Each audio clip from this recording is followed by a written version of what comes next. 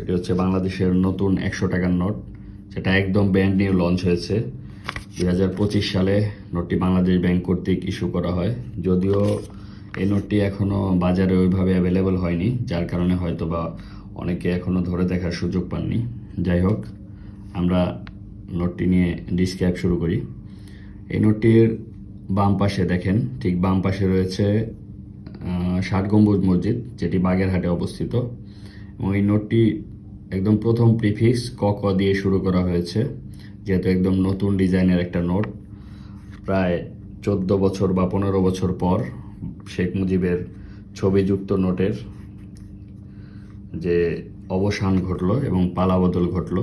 যাই হোক, ঠিক মাঝ বরাবর রয়েছে কিছু ফুলের ছবি এবং নোটটির কালার কম্বিনেশন কিন্তু অনেক সুন্দর। পুরাপুরি ব্লু শেপের মধ্যে একটা নোট। আগের যে 100 টাকা সেটাও কিন্তু